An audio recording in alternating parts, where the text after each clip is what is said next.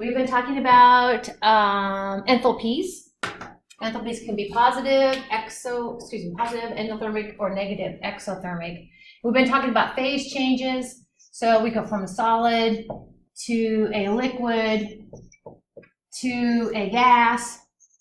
Okay, and we're basically going phase changes. All of these are energy in. So E in. So basically these would be what? Endothermic? Endothermic phase changes. And it's less intuitive, but as you go from right back to left again, okay, these are actually energies going to be released. E released. Okay, and those are exothermic. Sounds kind of strange, but when bonds are formed, energy is released. So these are going to be positive, and these are going to be negative energies. So let's see if this works. Gas, and then I like the term deposition actually for the back. I like this as sublimation. Sublimation, like the CO2. And actually your ice cubes, like if you're doing the old ice cube tray thing, we've got fancy ice cube tray now, ice cubes trays. So they have a cover over them. But as you know, if you have if you're making ice in your freezer, if you come back a couple weeks, 3-4 weeks, you're like, I didn't need ice till then. Your ice cubes are all like gone away. What happened was they solidified like they're supposed to, but basically over time, depending upon the moisture in your freezer, it went from being solid ice to being vapor in your freezer. And then of course it redeposits and it gives you freezer burn, kind of frost burn meat, stuff like that. So we definitely see this. And I like the word deposition. We are bumping up against, we've had frost warnings and all that. Frost, what is frost? Frost is basically water in the atmosphere, like vapor water, that has deposited into a solid form on your cute little, this is my blade of grass. So I just think that is so cool. Okay. So we're actually gearing up to going ahead and quantifying, putting some numbers with how much energy is required during these endothermic processes, how much energy is released during these exothermic processes, okay? And it's consistent with what we've been talking about. We're actually going to use the enthalpy, so they're going to be H's or delta H's, change in enthalpy. So to make sure we're all on the same page here, endothermic, we said requires energy, breaking those bonds, and that's going to be positive. Exothermic is going to release energy, and these are going to be negative. All right. But they're related. So the energies, we put a value associated with, if it's an energy associated with a phase change, it's called latent energy. Whether it's endothermic or exothermic, it's latent energy. So we have the latent energy of condensation, the latent energy of evaporation, the latent energy of melting, the latent energy of freezing. Okay. So let's pick on vaporization. So make sure we're all on the same page here. Vaporization would be this one right here. Okay. And actually I've been saying we're going to use a delta H. So I'm going to go ahead and call that delta H subscript VAP, vaporization. Oops. And depending upon the liquid, it's kind of fun because in Chem 2 we'll take a closer look at why some liquids have a high heat of vaporization and some liquids have a low heat of vaporization. It has to do with how tightly bonded those liquid particles are. Okay. Yeah. So it's energy per either gram or energy per mole. Well, let's talk about condensation. If we look on here, we're like, well, what are we talking about condensation? We're just gonna keep doing that. Here we go. Condensation would be this, where something goes from a gas to a liquid. We call that condensation. So I am going to go ahead and call that delta H sub COND. Now, just as I've written them up here, does this make sense that if it's the same substance, these values should be related. They're the opposite signs, though. Exactly.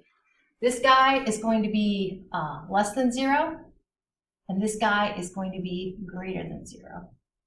Exactly. Endothermic, exothermic.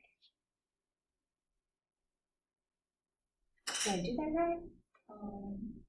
No.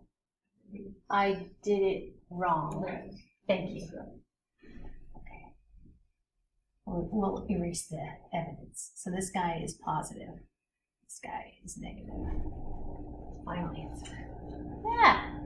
Awesome. All right. So delta HCOND. So to show that they are the same magnitude, but one's positive, one's negative, we can actually use the absolute value signs. So then I bet you buy this, the same substance, the absolute values are equal. Okay, but we know that they are opposite in sign. So here's the deal, and this is quite clever. I think about this in my office. It's easier to show the heat of vaporizations because they're positive. If you show the heat of condensations, they'll be negative, and you have to put a little negative sign there. So for instance, for this reason then, this is the one that you will find in literature. So this is the guy that will show up on a table.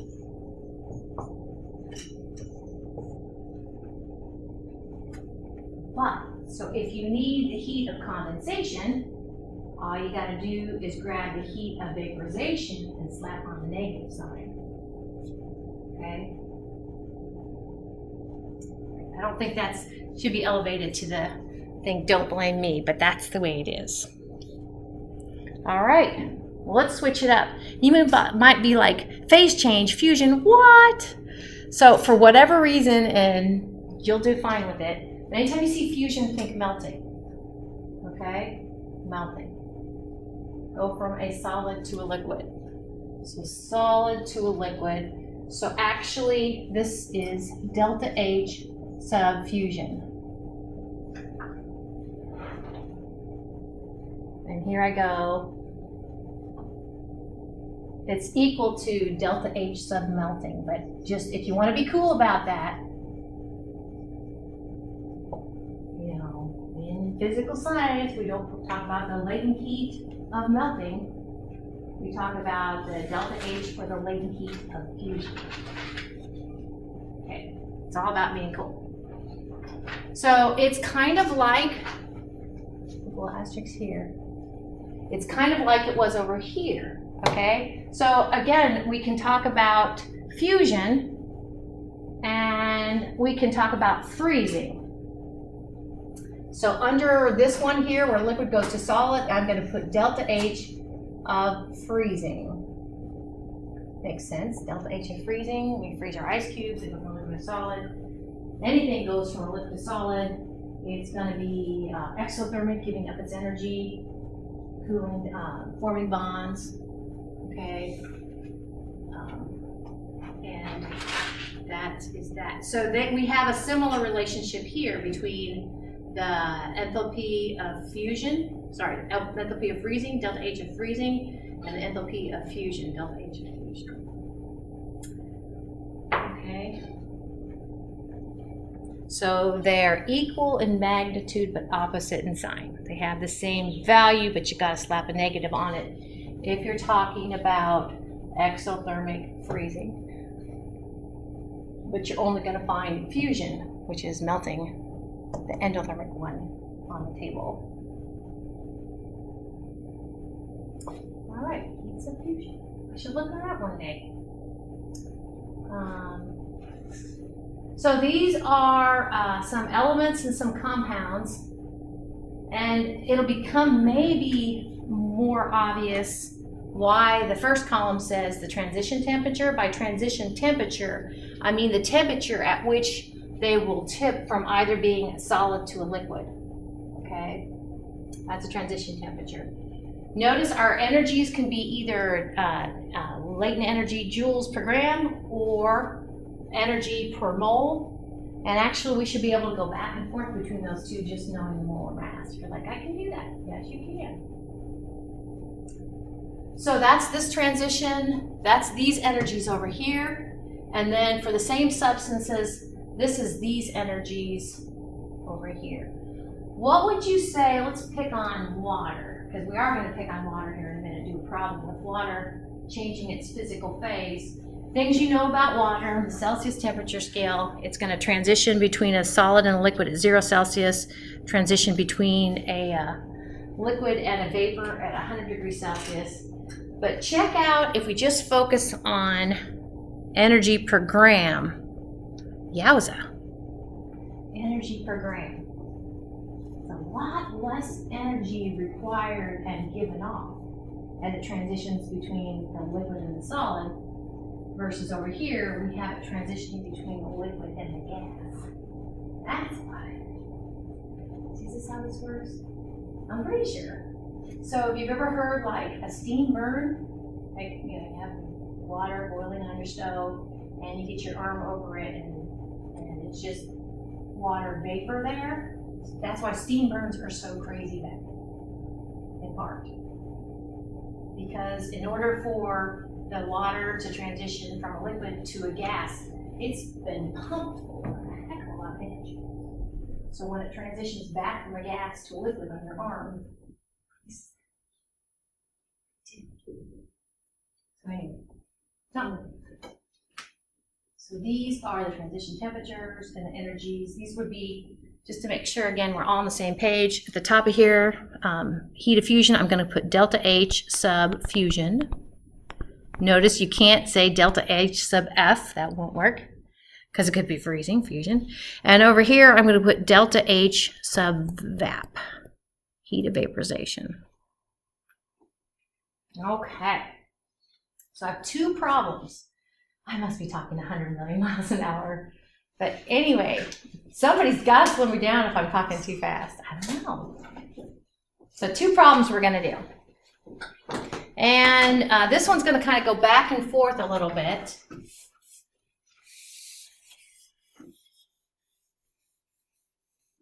Do you remember we've been talking about state functions and their independent of path? So that's kind of what we're counting on if we kind of look at what's going on here. We start somewhere and we end somewhere. And how we get from where we start to where we end, it's fine. We can make up the story, as long as the story added together is consistent with where we start and where we end. Okay? So, no, this is hard. I think I'll let my slides kind of speak for themselves. Well, maybe I'll make one little picture. Okay, so basically, here's my beaker, and I'm going to go ahead. Here's my ice cubes. Terrible ice cubes, but you got the idea. And this is actually 500 with 3 sig figs grams of ice. And I'll go ahead and show it this way. We have a temperature of the ice is, wow, negative 50 degrees Celsius. What temperature is going to melt at? If it's negative 50 Celsius, what temperature does water transition from solid to a liquid? Yep, MP is equal to 0 degrees Celsius. Keep that in mind. And then here at the end, so that's my start. Here at the end, oops, I'm going to have to go ahead and this is my watch glass over the top of it, because I'm going to have it in this form of steam. So here's my steam. So it's gas. And it is going to be at a temperature of 200 with 3 sig figs degrees Celsius. Oh, 200.0. Oh, sorry, this was 50.0. My answer. Okay, so what's my transition temperature? What's my boiling point temperature of water? 100, very good. Okay, so you figure it's past its boiling point temperature. So I'll just kind of tell you first, and then I'll kind of show you, maybe this time, I think.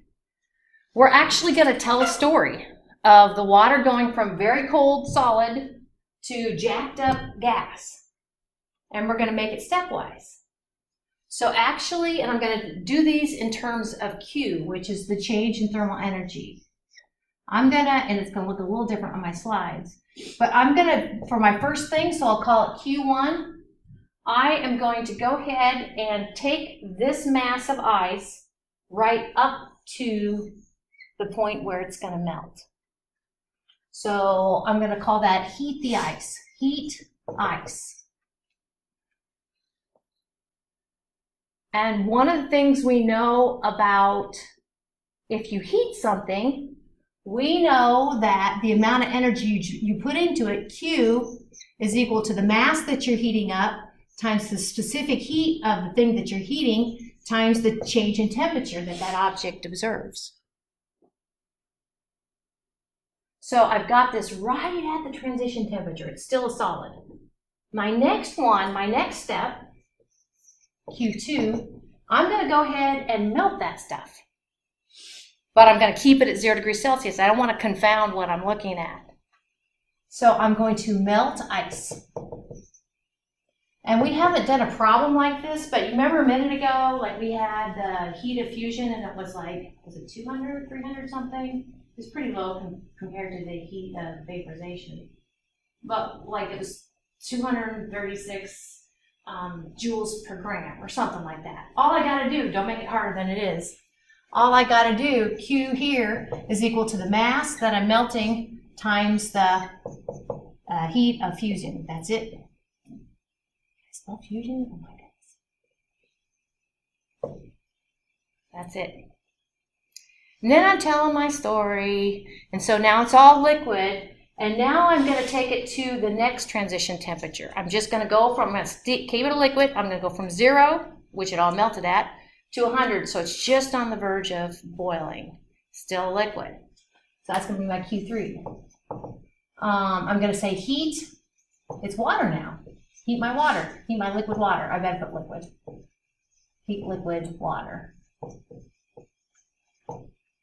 And again, if I'm heating something, holding it, what would I be holding it? No, I'm heating it. I'm heating it, it's going to go from 0 to 100 degrees Celsius.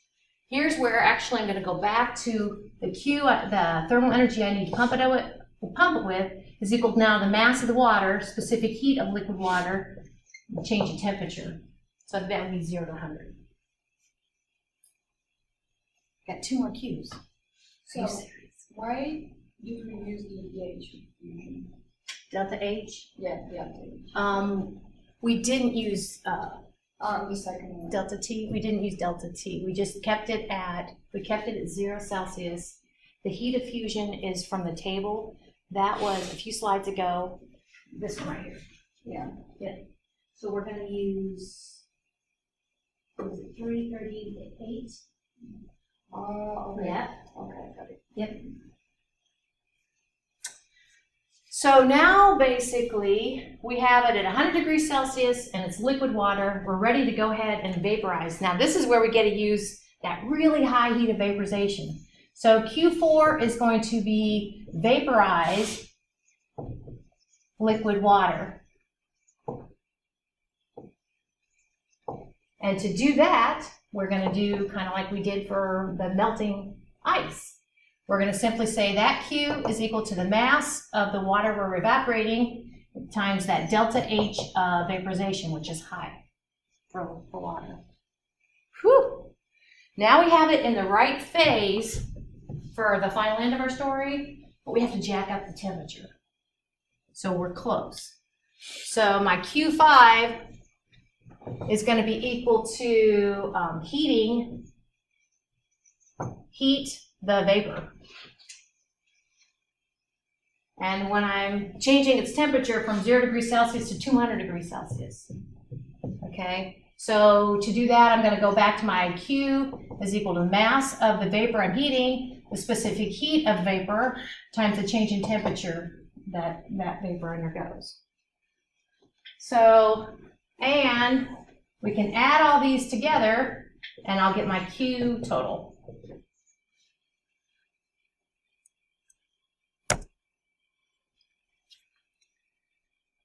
So what I just said still matches up with what this says. So I said, gotta take that cold ice, bring it to the melting point temperature.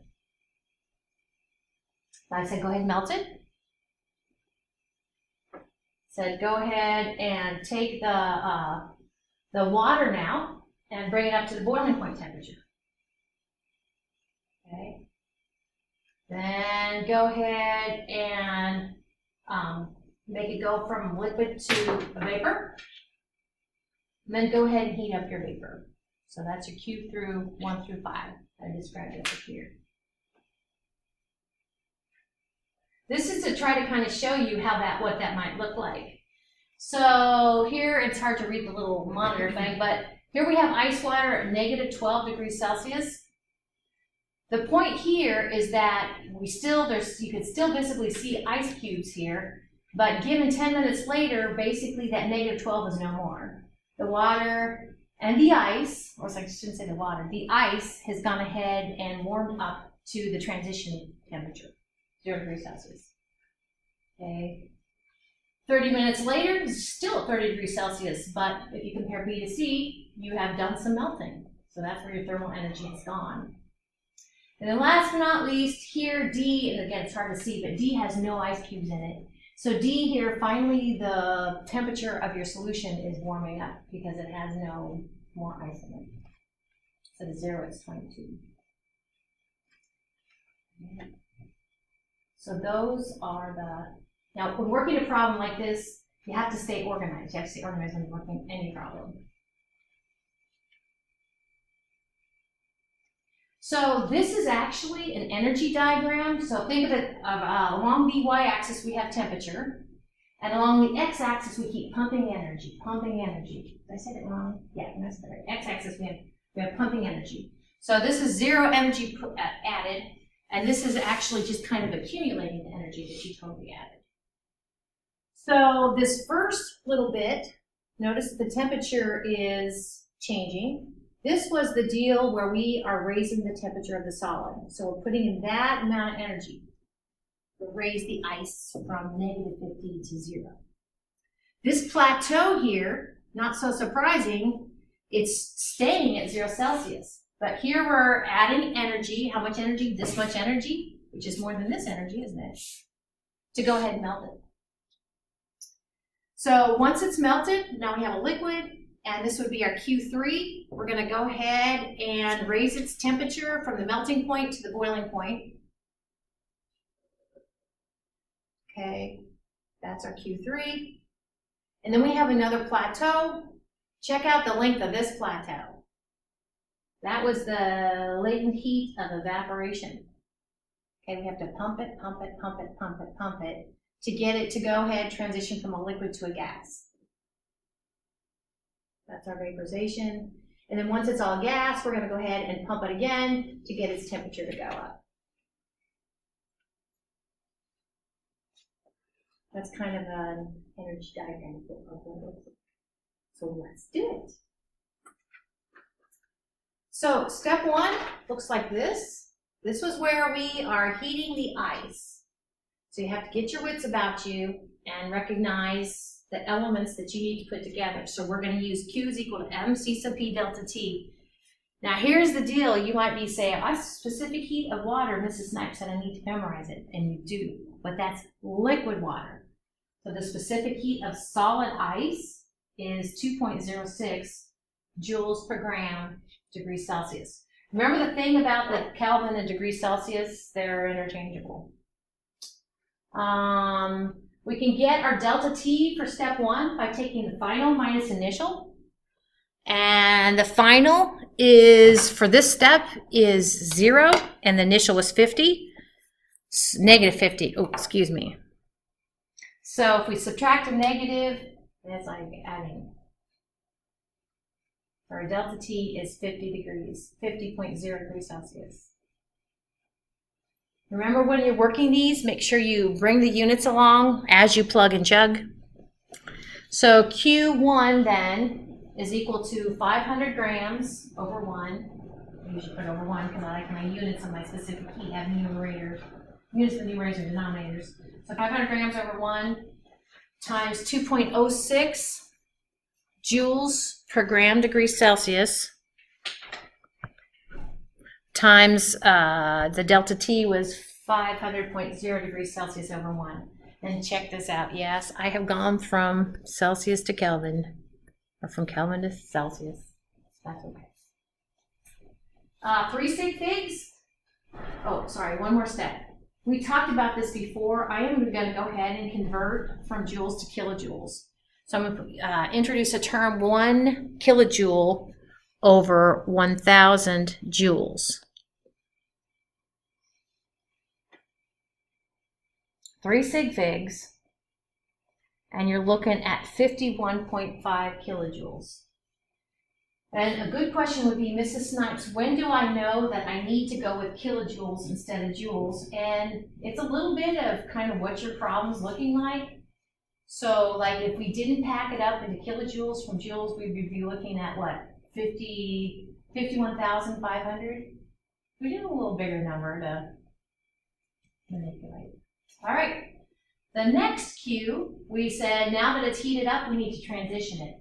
Don't make this one harder than it is. Simply, we're going to look at the heat of fusion. Notice I said melting. Oh my gosh. Heat of fusion. And we're basically going to go ahead and fusion, multiply that by the mass. And this looks like maybe this is the same value. So with only 3 sig figs, you're looking at a heat of fusion of 333 joules per gram. So here we go. First term, 500, 3 sig figs. 500 grams times 333 joules per gram. Go ahead, and we have to have all 5, don't let this come back to bite you. We have to have all 5 of our Q's in the same unit, so that'd be kilojoules. So you're looking at 3 sig figs, 167 kilojoules. Q2. So now we have our water in its liquid state. We're ready to heat our water up, keep it in its liquid state from 0 to 100. So that's our Q3. So it looks like this.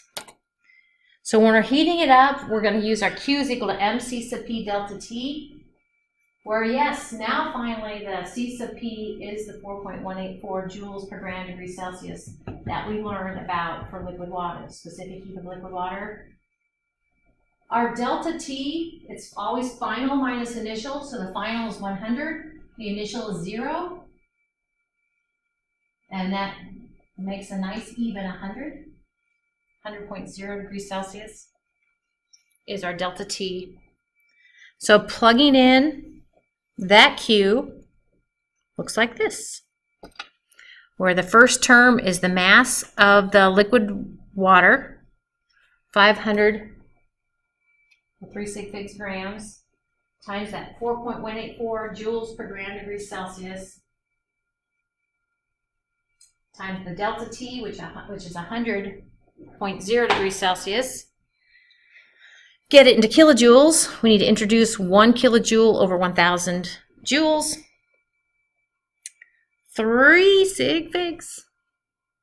And you're looking at 209 kilojoules of energy. And consistent with what we've talked about with thermodynamic problems, these are all energy and energy and energy, and these Q's are all positive. Like, oh, that makes sense. No negative Q's here. So now it is actually at 100 degrees Celsius. Now we're ready to vaporize it. So if we're vaporizing it, we're just going to go back to Q is equal to the mass times the heat of vaporization, which is a big number for water. So Q is equal to M delta H vat. So our mass again is 500 grams. So 500 over 1, 500, 3 sig figs, 500 grams over 1. This heat of vaporization, I went ahead and packed it up into scientific notation to show 3 sig figs. So you're looking at 2.26 times 10 to the third joules. That's the same as what? 2,260 joules per gram. That would be from the table. And then to get it to kilojoules, so we can add it to the rest of them, we take it times 1 kilojoule over 1,000 joules. 3 sig figs. And that's the biggest number yet. 1.13 times 10 to the third kilojoules. Oh, are you serious? There's one more thing. So now we have to take it from this boiling point temperature, 100 degrees Celsius, to 200 degrees Celsius. So doing that, staying in the vapor phase, we're going to use Q is equal to MC sub B delta T, and we'll have our third specific heat for water. So the specific heat of steam is 2.03 joules per gram degrees Celsius. The delta T for this last leg is final minus initial, so it's 200.0 minus 100.0. So we got a similar delta T. No, it wasn't. Anyway, so we're ready to plug into Q is equal to MC sub B delta T. And it looks like this.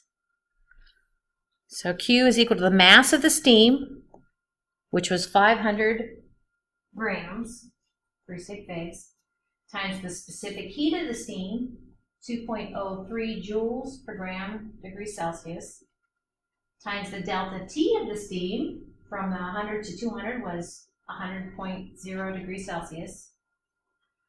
Go ahead and make sure we're in the same units as our other 4 Qs of kilojoules. So 1 kilojoule over 1,000 joules, 3 sig figs, and you're at 102 kilojoules of energy is absorbed or required. That's it. That's the whole story. So not that it occurs in that stepwise nature, but hey, if it tells the complete story, which it does, then we can add up those energies absorbed and we get the total energy. So on the previous slides, this is what we got. Q1, 51.5 kilojoules. Q2, 167 kilojoules. Q3, 209 kilojoules. Q4, 1,130 kilojoules. And Q5, 102 kilojoules. So since we're adding, we have to round according to decimals. I have 1 decimal there, and I actually have 0 decimals for those. So I'm only allowed 0 decimals.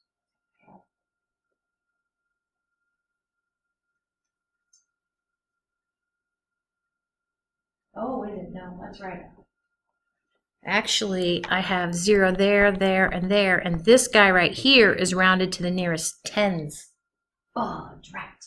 So, I mean, I wouldn't count it wrong because these are hard to figure out, but if you're like, why is this to the nearest tens, which is what it is. Because 1.66 times 10 to the third kilojoules is the same thing as 1,660 kilojoules. Yeah. So we're going to the nearest tens. Oh, there you go.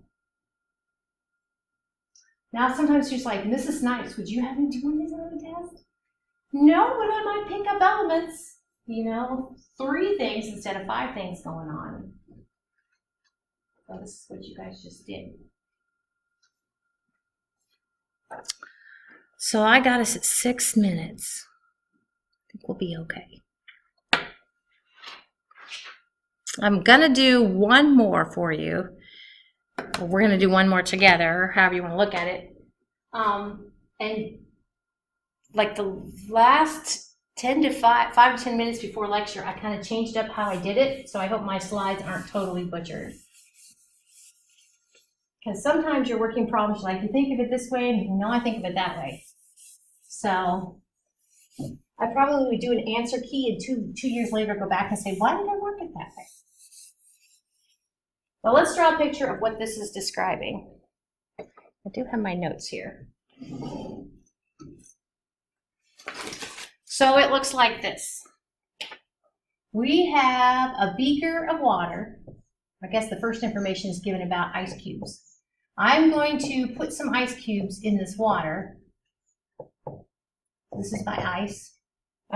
Regarding my ice, I have a few bits of information. The M of my ice, mass of my ice, is equal to 52.0 grams. The initial temperature of my ice, so that's my Ti sub ice, because we can have more than one initial temperature, is very cold. It's negative 12 degrees Celsius. I wish that was negative 12.0. We can go ahead and change that. I'm going to add my ice to my water, and not so surprising, my water is going to cool down and my ice is going to melt. But the initial mass of the water is M sub water is equal to 133.0 grams. The initial temperature of my water, so T sub I of water. It's funny how we say water and we just know it's in this liquid state. Initial temperature of my water is 22.0 degrees Celsius. And then I read it and it says, what mass of ice will I need to melt in order to go ahead and take this temperature down to 0 degrees Celsius? So T sub F of both my water and T sub F of my ice is going to be right at that transition temperature, which is convenient, 0.0 degrees Celsius. So do you guys buy this, and this is where my slides deviate from what I did before, the system, we have a few things going on in our system, but as long as it's isolated, the change in thermal energy of our system is going to be a wash. Q of the system, what do you have going on? Well, we have the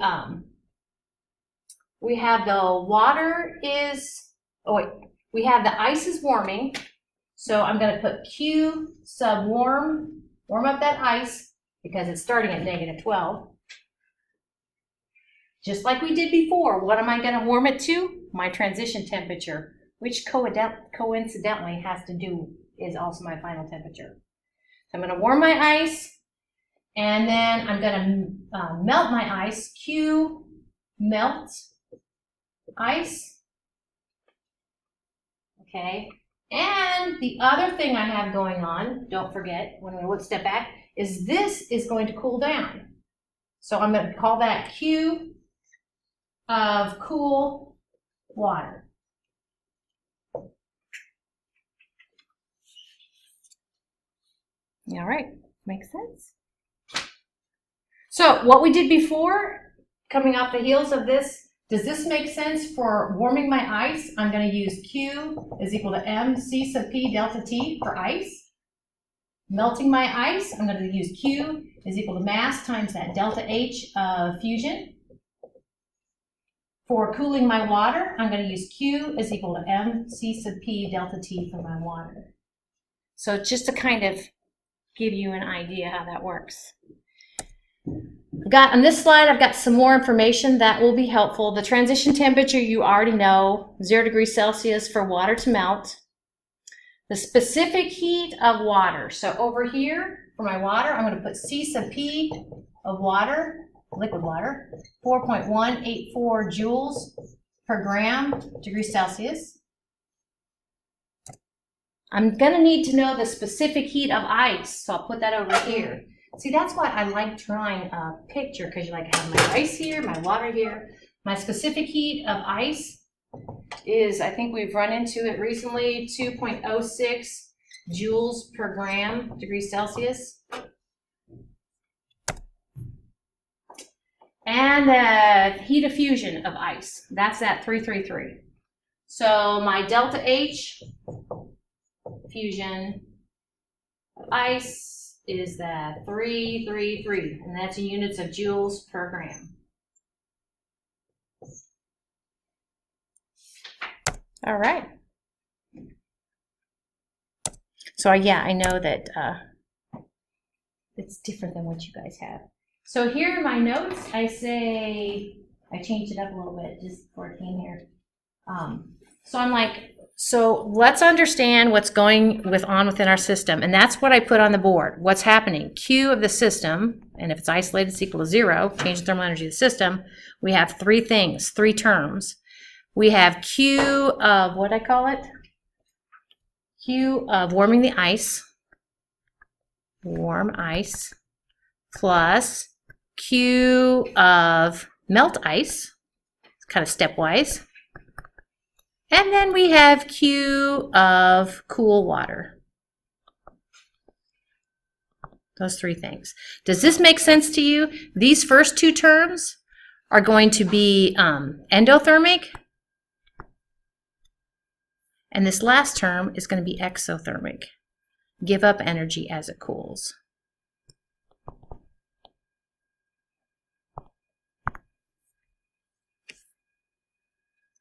All right, and I kind of put up here. Now, just looking at all these variables, so we know all of the how do we say this? We know we need to warm all of the ice to the 0 degrees Celsius. Okay, so that's going to be this mass. Okay, we know the specific heat of ice. We know this delta T. It's going to go from the negative 12 to 0. We know the mass of ice that's going to melt. Well, we don't know the mass of ice that's going to melt. This guy, mass of ice is going to melt. No, we know the delta H of fusion. Over here, the water is cooling down. We know the mass of the water is cooling down, the specific heat of water, and then its temperature from 22 to 0. So the only thing we don't know is this guy. So honestly, that's all we got to get to. So let's kind of pick the terms apart like we did before. What can we get to? Well, this would be our Q of water, of cool water. Cool water. That's the mass of the water that's cooling, the specific heat of water, delta T. Our delta T is always final minus initial, so the final is 0. So 0.0 minus what it started at, 22. You're looking at a negative 22.0. So the Q, that Q, we take the mass of water that cooled, that was 133 grams of water. The specific heat of water, 4.184 joules per gram degree Celsius. The delta T is negative 22.0 degrees Celsius. 3 sig figs, and you're looking at negative 1.22 times 10 to the 4th joules. And be like, Mrs. Snipes, you're so inconsistent. Why didn't you convert that to kilojoules? And just because I didn't. Oh, by the way, these absolute values, I couldn't get rid of them. Those should not be there. So we got this guy right here. It says liquid water. It really means cool water.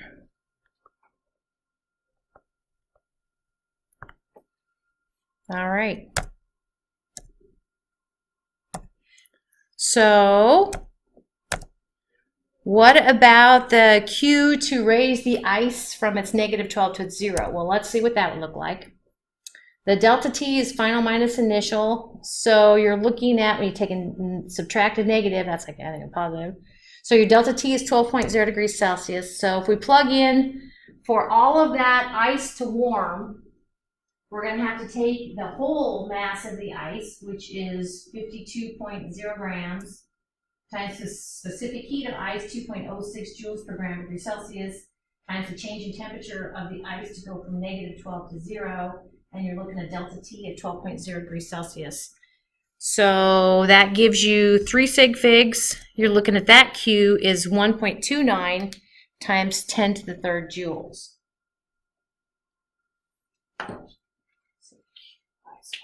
This guy right here. 1.29 times 10 to the 3rd joules. And this guy we got was, a negative 1.22 times 10 to the 4th joules. See where I'm going with this? So bottom line then, oops, sorry. Plug back in our relationships and you get Q of the system, which is equal to 0, is equal to 1.29 times 10 to the third joules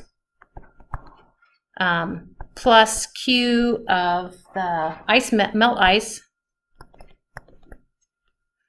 plus, well, we can do that, plus a negative 1.22 times 10 to the fourth joules. So if we rearrange this, we get our Q of the melt ice is equal to, that's what I get for being creative.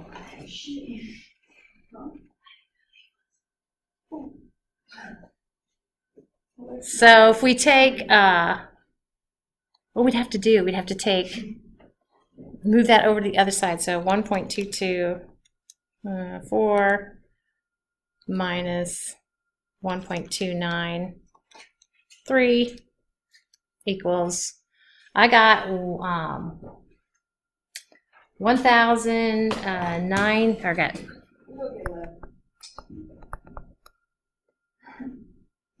and then the units would be joules. Do you have to go? Yeah. Okay. So if you don't do, you can get your 10 extra credit points if you do it like Monday too. Okay, thank you. So sorry guys. That's what I get for doing something different with my stuff. Now, I'm going to go back and say what that's equal to. It's equal to the mass that's going to melt times the heat of fusion. Okay? So, your mass then is equal to your 1,910 joules divided by your heat of fusion, which was that 3, yeah, the 333 joules per gram. And now we have units of joules will cancel, and we have units left with units of grams in the denominator of the denominator, so that gives us units of grams. So if I go ahead and divide that, hopefully, I got 32.8 grams. 32.7, similar. Okay? Sorry about all that. That's how you work that one. What did you forget? Was that Penny's scarf? So yeah, these will be due when we meet again on Monday. Monday we'll kick off with Unit 4, but you don't use your calculators for Unit 4.